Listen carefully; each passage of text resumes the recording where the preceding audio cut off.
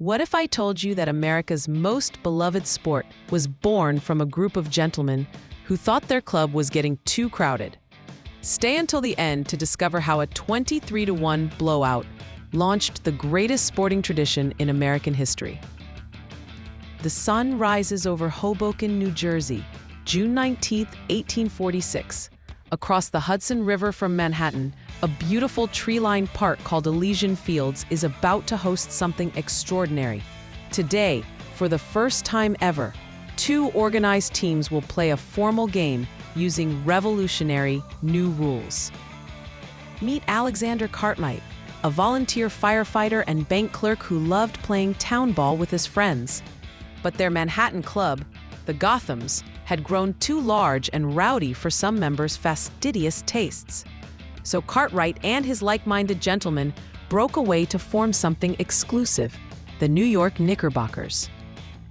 They rented this gorgeous field for $75 a year, complete with shady trees and a tavern where they could relax between innings. But Cartwright wasn't just organizing social games. He was revolutionizing sport itself. Bases exactly 90 feet apart, 9 players per side, 9 innings to determine a winner. On this historic morning, the Knickerbockers faced off against the New York Nine, ironically many of whom were former Knickerbockers who didn't want to travel to Hoboken for practice. Cartwright himself served as umpire, ready to fine players 6 cents for swearing. On this historic morning, the Knickerbockers faced off against the New York Nine, ironically many of whom were former Knickerbockers who didn't want to travel to Hoboken for practice. Cartwright himself served as umpire, ready to fine players 6 cents for swearing. You see, this wasn't just about winning or losing. This was about proving that organized, rule-based baseball could work. Every swing, every catch, every play demonstrated that this new game had structure, strategy, and endless possibility. The spectators that day, including families who came to watch, witnessed the birth of something magnificent. They didn't know they were seeing the first organized game of what would become America's national pastime. Today, that same diamond pattern Cartwright designed exists in over 100,000 baseball fields across America. From Little League diamonds in small towns to Fenway Park and Yankee Stadium, they all trace back to those precise measurements he established in 1846. More than that, Cartwright gave us something profound. He proved that sports could bring people together through shared rules and fair play. Every summer evening when families gather at ballparks, every World Series that stops the nation, every kid learning to slide into home plate safely, it all began on that tree-lined field in Hoboken.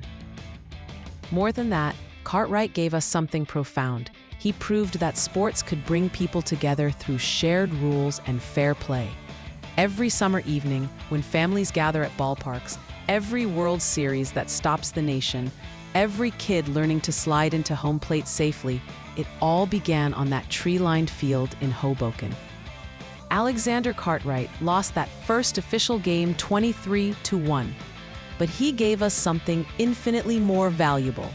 He gave us baseball. And in doing so, he gave America its heartbeat. What's your favorite baseball memory? Maybe your first game at a stadium, a backyard catch with family, or a team you'll never forget? Share your baseball story in the comments below. I'd love to hear how this 178-year-old game has touched your life. Don't miss tomorrow's video where we'll explore another incredible moment when a simple idea created a tradition that united an entire nation. The story will absolutely amaze you and show you how the smallest decisions can have the biggest impact on millions of lives. Hit that like button if this story of America's pastime inspired you. And please subscribe to History Sparks for more moments that created the traditions we cherish today. Your next favorite piece of American history is just one click away.